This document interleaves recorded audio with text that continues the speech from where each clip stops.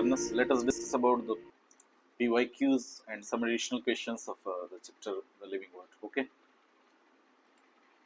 So you can see here the first question is study the four statements A to D given below and select the two correct ones out of them. तो इसमें four statements दे रखे हैं और we have to choose only the option which is having the correct options. ठीक है ना? तो two correct options हैं which we have to discuss. ठीक है? Okay. So first statement is definition of biological species was given by Ernst Mayr. तो ठीक है, I think there is no any problem in this. Ernst Mayr को also considered as Darwin of 20th century. He gave the definition of species. क्या कहा था उन्होंने? कि inbreeding in species is allowed. दूसरा point important जो कहा उन्होंने कि the species is the smallest unit of classification. ठीक है. Next point देखो, photo period does not affect reproduction in plants. अब एक्चुअली फोटो पीरियड है ही नहीं. पहले जो पुरानी बुक था बुक उसमें जो थी उसमें इन्होंने मेंशन किया था about the photo period, but now लेकिन थोड़ा सा बता देता हूँ फोटो पीरियड क्या होता है. जैसे सम plants you see in the winters, I mean the vegetables etc. Some vegetables or fruits you witness during the summer, some winter, some in the like other seasons. तो ये they are going to be dependent on the how much exposure they are going to get. Sunlight का कितना exposure है. जैसे आप देखो गर्मियों में जो सनराइज होता है वो करीब करीब 5:15 के आसपास और सनसेट होगा करीब 7:30 के आसपास. तो दिन करीब 15-16 घंटे का हो जाता है. लेकिन विंटर्स में देखो आप जब तक उठते हैं तब तक जो है 8:30-9 बज जाते हैं. ठीक है. और उसके बाद से फिर क्या होगा, हार्डली इंटेंसिटी ऑफ सनलाइट भी कम होती है और 4 बजे के बाद यू विल फाइंड आउट जल्दी सनसेट भी 5-5:30 के आसपास हो जाता है. तो ये फोटो पीरियड वो था. इट मींस द लेकिन ये this is photo period does not affect the production. ये this statement is the wrong. ये स्टेटमेंट रॉन्ग है. ठीक है. नेक्स्ट देख लीजिए see binomial nomenclature system was given by the Whittaker. अब ये बायोनोमियल सिस्टम किसने दिया था? This was given by Carolus Linnaeus. Whittaker साहब का तो 5 किंगडम क्लासिफिकेशन है, यू ऑल आर अवेयर. तो ये भी रॉन्ग है. M I right? नेक्स्ट देखिए इन यूनिसेलुलर ऑर्गेनिज्म्स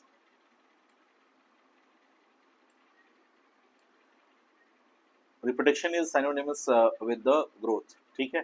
तो बिल्कुल सही है. ये स्टेटमेंट सही है कि दोनों both are considered as the synonymous या दोनों को सही माना जाता है. तो यहाँ में कौन सा ऑप्शन सही हो जाएगा इस तरीके से? तो you will find out here like option A and option D. तो ये ऑप्शन सी सही हो जाएगा यहाँ पे. ठीक है. Right. Next switch over to next question. Nomenclature is governed by certain universal rules. ठीक है. Which of the following is contrary या विरोधाभासी, इसे बोलते हैं ना, कॉन्ट्रेरी, अपोजिट है to the rules of nomenclature. मतलब जो रूल्स बनाए गए हैं, जैसे नेम जो होगा जीनस का होगा वो कैपिटल लेटर शुरू होगा, स्पीशीज का नेम जो है स्मॉल लेटर से होगा, लैटिन लैंग्वेज यूज किया गया क्योंकि ऑलमोस्ट डेड लैंग्वेज है, there is no any chance of development of that language. तो ये सब रूल्स आपको याद है. ठीक है ना. तो इसमें देखो अब यू हैव टू चेक कि कौन सा जो कह रहे हैं कि ये अपोजिट है, जो रूल्स बने हैं यूनिवर्सल रूल्स उसके अपोजिट कौन सा है. ठीक है. तो इसमें देखिए आप first is the first word in the biological name represents the genus and the second is the specific epithet. दूसरा नाम क्या हो जाएगा स्पेसिफिक एपिथेट का? स्पीशीज. तो ये तो बेटा सही है. Next the names are written in Latin. ये भी सही है. एंड इटैलिसाइज तिरछा लिखते हैं आप, टाइप करते हैं, या हैंड रिटन लिखेंगे तो आप अंडरलाइन कर देंगे. When written by hand the names are underline. ठीक है. तो ये भी सही है. This one is also correct. Last देखिए biological names can be written in any language. ऐसा तो नहीं है, अपनी मर्जी का तो नहीं है भाई अपनी लैंग्वेज में आप कर सकते हैं. तो दिस इज ऑब्जेक्शनेबल. ये जो है रॉन्ग है. तो कॉन्ट्रेरी कौन सा हो गया? This one last. तो D option is correct. D हो जाएगा. ठीक है. नेक्स्ट देखिए आप, there is the question ICBN stands for. तो देखिए इसमें जो ऑप्शंस दे रखे हैं, international code for botanical. Actually book में जो है ऑफ लिख रखा है, और से आप देखना, but I could not still understand कि जो बॉटनिकल नॉमेनक्लेचर है ICBN इसके लिए ऑफ लिखा है और जो international code for zoological nomenclature है वो उसके लिए ऑफ लिख रखा है. ठीक है. सॉरी उसके लिए फॉर है. Just I can show you. Text book में आप देख लो कि कोड जूलॉजिकल के साथ जो है ना ऑफ लिखा हुआ है, और बॉटनिकल के साथ जो है the international code for botanical nomenclature है, और international code of zoological nomenclature.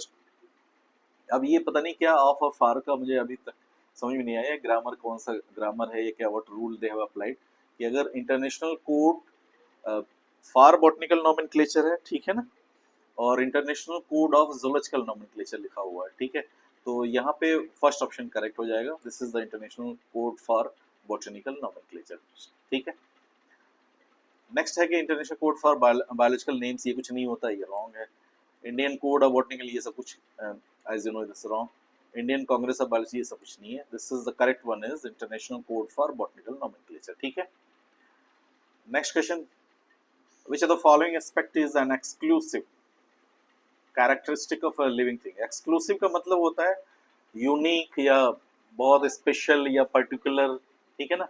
अब देखा होगा आपने न्यूज आइटम चलते हैं आजकल, उस पे न्यूज चैनल्स पे देखो सब सारे स्ट्रिप नीचे लगा देते हैं एक्सक्लूसिव न्यूज, एक्सक्लूसिव न्यूज, और वही न्यूज जो है 25 चैनल एक टाइम में लगा के देखो, सब में वही एक्सक्लूसिव लिखा रहता है। एक्सक्लूसिव का जो आप कह सकते हो कि मिसयूज मीडिया में अक्सर हो जाता है। एक्सक्लूसिव का मतलब ये होता है कि यूनिक या मैचलेस या पर्टिकुलर स्पेशल फीचर है उसका, ठीक है।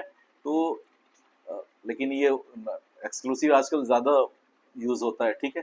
तो यहाँ पे जो मीनिंग है बेटा, ही इज एन एक्सक्लूसिव मतलब unique feature of living characteristics of exclusive characteristics of living things में क्या क्या है, तो they are saying isolated metabolic reactions occur in vitro. In vitro और इन विवो दो होते हैं, ठीक है ना। तो इन विट्रो का मतलब इन आर्टिफिशियल कंडीशंस, और इसका अपोजिट क्या होता है इन विवो, मतलब इन नेचुरल कंडीशंस। और इसी का जो आप इकोलॉजी वगैरह में टर्म पढ़ते हैं इन सीटू और इन एक्स सीटू, ठीक है ना। तो एक्स सीटू का मतलब हो जाएगा इन विट्रो, और इन सीटू का मतलब हो जाएगा in situ would be equivalent to the in vivo, ठीक है, am I right?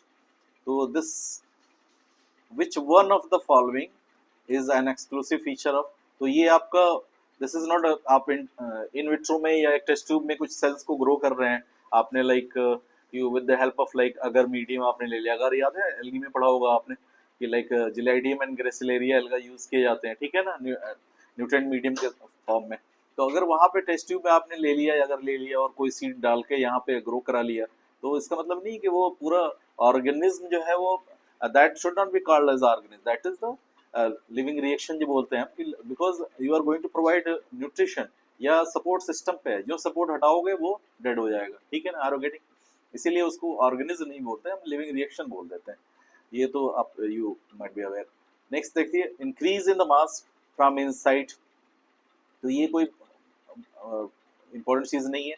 Perception of events happening in the environment and their memory, ये इसके लिए सिंपल टर्म क्या यूज कर सकते हैं बेटा, you can use consciousness, right. मैं लिख देता हूँ, कॉन्शियसनेस वर्ड जो है that is going to depict what you want to convey.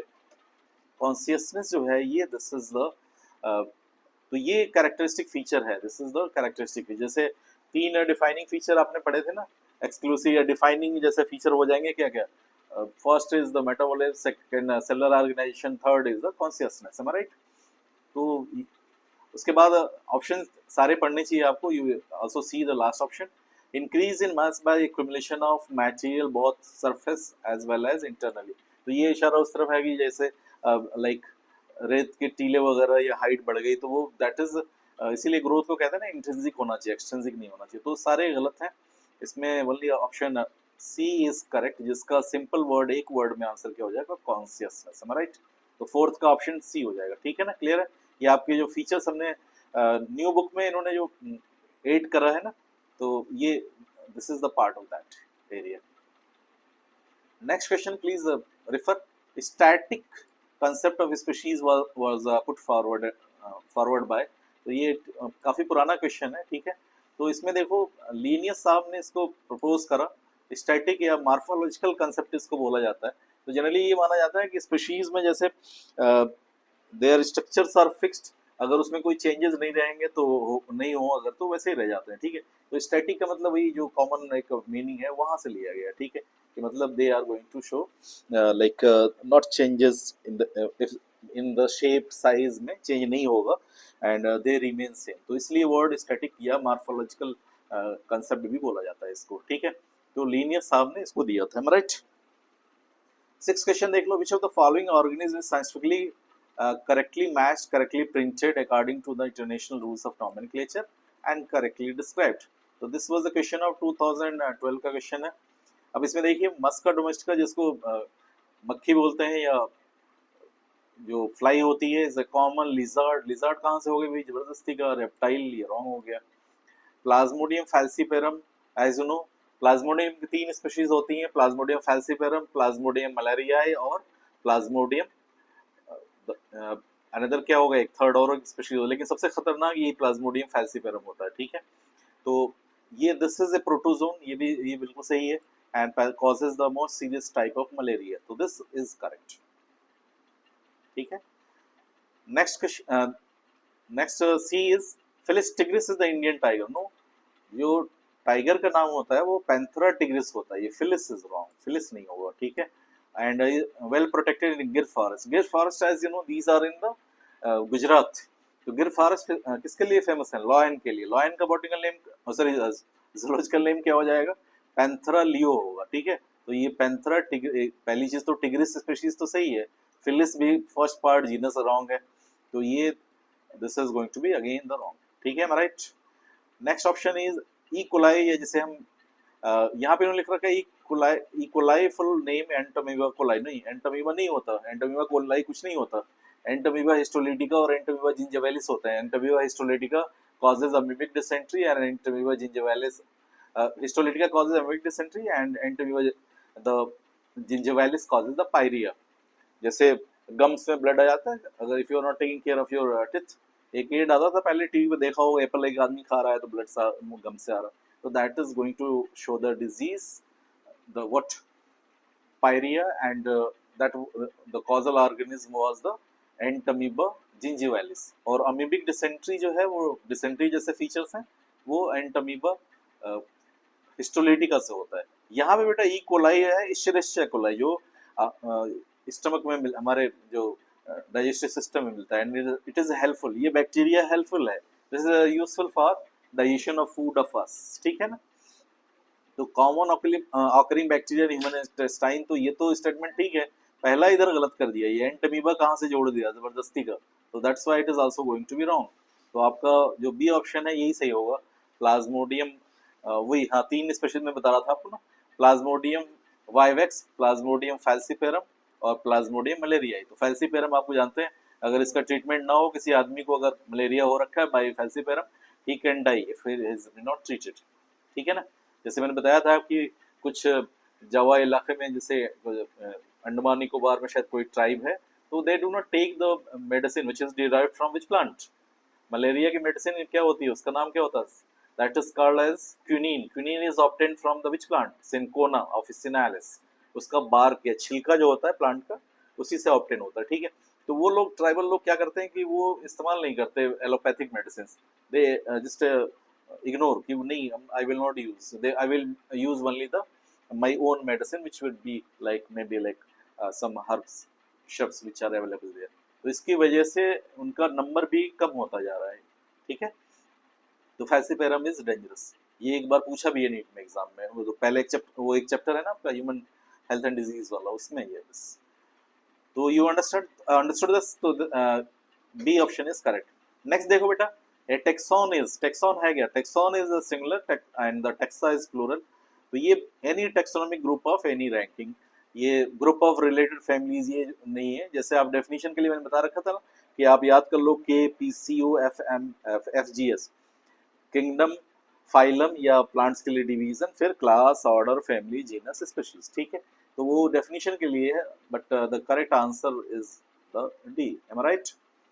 Next देखिए, the term phylum was given by, तो ये वर्क बेटा है किसका, हीकल साहब का, हीकल ने दिया था टर्म, ठीक है, हीकल साहब ने दिया, Ernst Haeckel, he used the word phylum. तो ये पुराना क्वेश्चन है, लेकिन आई थॉट कि थोड़ा सा आपको कुछ सारे all types of questions you go through। बाकी I hope that you all are going after finishing the chapter, you can go through PYQs जो भी 37 years तक आपके अवेलेबल हैं, तो अब you go through सारे क्वेश्चन तो यहाँ डिस्कस करना है प्रैक्टिकली नॉट पॉसिबल, तो आप करिए, if any difficulty is there you can just send the message, and those who are just connected by me with the WhatsApp, you can send the message, ठीक है. तो I will try to include if there is any difficulty in any question. Otherwise, I think ये important chapter है, आप question सारे करने हैं, because this will give you an idea how to deal with the question. कुछ क्या होता है, बच्चे पढ़ लेते हैं, जैसे मैंने अभी अभी 12th वालों से बात हो रही, तो जस्ट सेट की होता क्या है कि बच्चे एनसीईआरटी मेनी टाइम्स पढ़ते हैं, तो उनको लगता है कि हाँ बस I have finish the thoroughly read the chapter, so it means I will be able to do the or just face any type of questions. But जब तक आप सारे क्वेश्चन नहीं करेंगे, I mean maximum number of questions नहीं करेंगे, you will not get an idea how the examiner is going to frame the questions. So it is very much essential कि आप अपने आप को, you are going in battle field, so obviously you must be equipped with the all devices, like you should know like how to handle the questions and how the framing of the questions is done. तो examiner भी अपना, भाई आप talent अपना दिखाते हैं, examiner भी framing में क्वेश्चन ट्विस्ट कर देता है थोड़ा बहुत. तो you should strengthen your vocabulary, word power भी अच्छी हो, आप समझ लेंगे हाँ कह क्या रहा है. जैसे इसी चैप्टर में एक वर्ड यूज किया गया ना, एनिमेट, जो लिविंग के लिए इस्तेमाल होता है. इन एनिमेट मतलब नॉन लिविंग, ठीक है, ऑर्गेनिक. तो इस तरीके से you should also strengthen your vocabulary, that is very helpful. तो व्हीकल सामने दिया.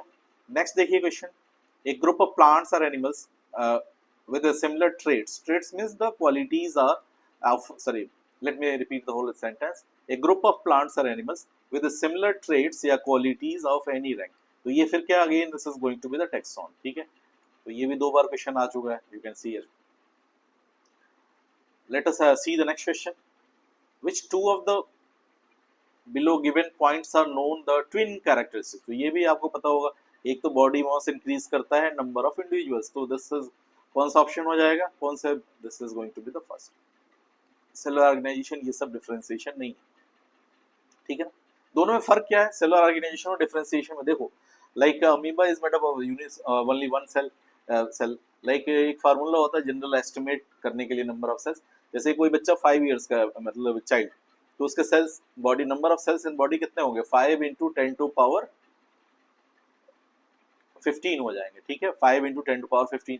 इसी तरीके से अगर 10 इयर्स का कोई द बॉय है, अगर 10 इयर्स का है या कोई भी बच्चा है 10 इयर्स का, तो उसके बॉडी में 10 × 10⁻15, मतलब 10 के आगे 15 जीरो लगा दो, उतनी सेल्स एस्टिमेटेड है. ये नहीं कि अब हर कॉन्टिनेंट का भी फर्क होता है और so many factors are there, just an estimate I am talking, कि उतनी सेल्स करीब होंगी, ठीक है ना.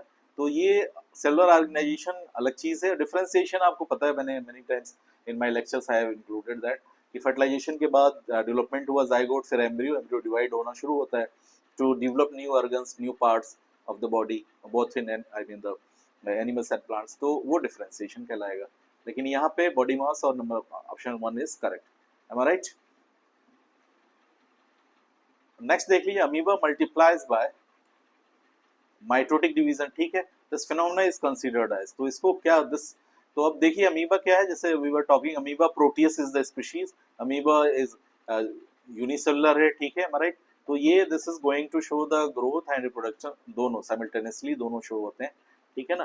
तो बोथ, आंसर आपका क्या हो जाएगा कि बोथ ए एंड बी, ठीक है. Phenomena is because unicellular organism में जो ग्रोथ होगी वो रिप्रोडक्शन भी है, ठीक है ना. नेक्स्ट देखिए, the statement nothing lives forever yet life continues illustrates the role of. अब ये बड़ा फिलोसफिकल वे में इन्होंने बोल दिया कि कुछ भी हमेशा के लिए नहीं होता, बट लाइफ चलती रहती है. इसका हिंदी का ट्रांसलेशन करें तो क्या होगा कि nothing lives forever yet life continues. तो कोई परमानेंट, जैसे, तो जैसे like we are able to see the mango trees, we are able to see the particular plant और लाइक फ्लावर और maybe any living organism or the human beings. So why? Because you can understand that the process of reproduction, the species are able to maintain their you can say the species on the planet Earth. जो भी species existing थी, by the process of reproduction they have produced the progenies or the, you can say, the offspring. That is why even after the death of that person or even death of or wilting of that plant, the plant is going to grow by seeds, or maybe like the, suppose one person just passed away, his generation or the children are still present. तो कौन सा process है, they are going to ask in the, what is the thrust of the argument is, role किसका है, किस process का है. So this process is reproduction, embryogenesis जो होता है, as you know, developmental stages of जो एम्ब्रियो होते हैं एम्ब्रियोजेनेसिस के अंदर स्टडी करते हैं। मार्फोजेनेसिस भी नहीं है, ठीक है, रेप्लिकेशन भी नहीं है, रेप्लिकेशन अलग चीज है। तो आंसर इसका 4 हो जाएगा, ठीक है, right. Please refer the next question. The first step in taxonomy, देखिए तो एक वर्ड लिखा था पहला option, description, identification, nomenclature, classification.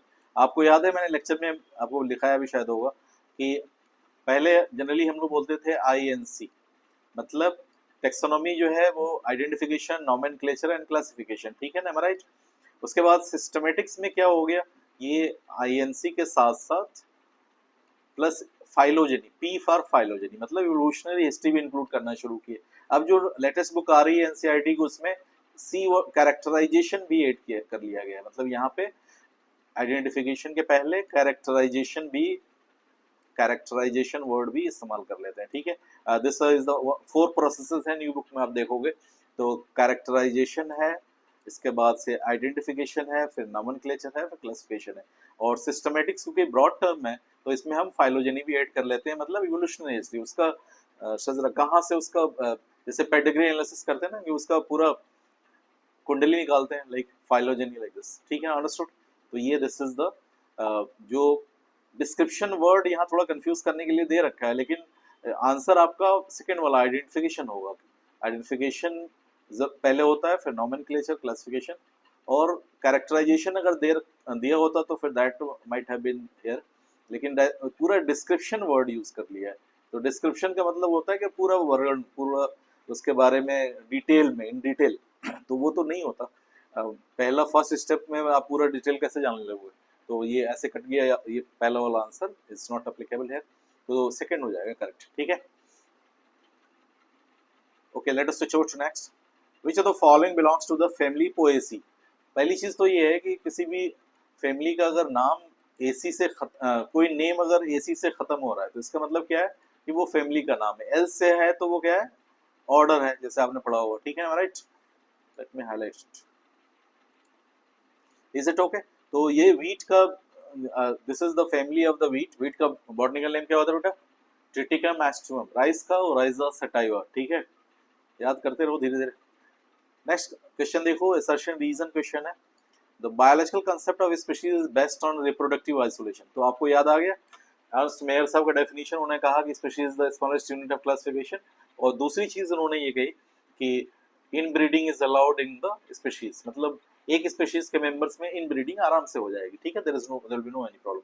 Second reason जो कह रहा है, most accepted species concept was given by the Linnaeus. अब यहाँ गलत हो गया, लीनियस साहब का वर्क कुछ दूसरा है। लीनियस ने जो है, as you know, like is considered as the father of taxonomy, ठीक है, तो ये गलत है। यहाँ पे क्या होना चाहिए, जो स्पीशीज का कंसेप्ट है ये लीनियस की जगह इसमें अर्नस्ट मेयर साहब का नाम होना चाहिए, ठीक है, बट उन्होंने लीनियस लिख दिया, तो ये सेकंड वाला रॉन्ग हो गया, ठीक है। तो यहाँ पे क्या आपका जो आंसर हो जाएगा, that is going to be the which option, A is true, R is false, ये आप चूज कर लें, A is true, R is false। तो रीजन जो है ये इसकी वजह से रॉन्ग हो गया, ठीक है। 16 क्वेश्चन देखो, असर्शन क्या है, no non living object exhibits metabolism, ठीक है, तो जो नॉन लिविंग है वो मेटाबॉलिज्म कहाँ से शो कर देगा, हम राइट। रीजन बता रहे हैं कि cellular organisation is absent in non living organism. तो दोनों स्टेटमेंट सही है, बात दोनों सही है, लेकिन इनमें कोई लिंक नहीं है, इनमें आपस में कोई लिंक नहीं है, तो क्या हो जाएगा, this is going to be the both are true but R reason is not correct explanation, तो ये आपका ऑप्शन 2 हो जाएगा यहाँ पर, ऑप्शन 2, ठीक है, right, understood this question. Next देखिए, human is the only person, human is the only organism having consciousness, metabolism, cellular organisation, self consciousness. तो सारे ऑर्गेनिज्म में कॉन्शियसनेस तो होती है, ऐसा नहीं कि लाइक अगर आप लाइक प्लांट है तो जाहिर है कॉन्शियसनेस उसके अंदर भी है, विल्ट कर जाएगा अगर आपने लाइक, एंड बट मोड अलग होता है। अब ह्यूमन बीइंग का नेचर अलग है, या एनिमल्स को they will react but plants are not going to immediately react, ठीक है, तो ये तो कॉमन चीज हो गई। लेकिन सेल्फ कॉन्शियसनेस जो है, किसी चीज का feeling, like you are human beings जो है वो ज्यादा सेल्फ कॉन्शियस होते हैं, ठीक है, about their look, their the personality, their physique, there are so many things. तो ये ज़्यादा ह्यूमन बींग्स जो हैं वो सेल्फ कॉन्शियसनेस के लिए ज़्यादा परेशान रहते हैं, ठीक है। तो इसका आंसर हो जाएगा सेल्फ कॉन्शियसनेस, ठीक है। अच्छा, एक बार नीट में एक क्वेश्चन और आया था, I have not included here but just I would like to explain, कि उसमें पूछा था कि भाई जो डिफाइनिंग फीचर्स तीन हैं, सेलर ऑर्गेनाइजेशन, मेटाबॉलिज्म और सेल्फ सॉरी कॉन्शियसनेस, इनमें सबसे कॉम्प्लेक्स क्या है? तो कॉम्प्लेक्स कॉन्शियसनेस है, क्योंकि आप लाइक कॉन्शियसनेस जो है ये you are going to see anything, फिर you are going to react, तो बॉडी में different systems of the body are going to take part, इसलिए ये कॉम्प्लेक्स माना जाता है, ठीक है। Next, which one of the following aspect is an exclusive characteristic of living beings? तो ये शायद रिपीट तो नहीं हो गया क्वेश्चन, लेट मी सी।